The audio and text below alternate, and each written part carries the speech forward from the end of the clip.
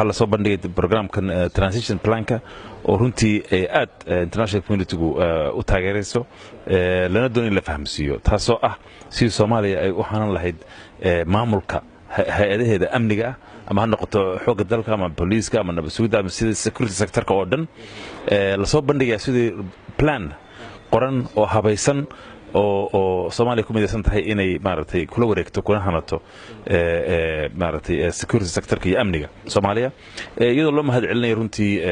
AMISOM iyo international community-ga nala soo shaqeeyay intaas oo dhan kulli nala soo shaqeyn doonana laakiin waxa garab soconaya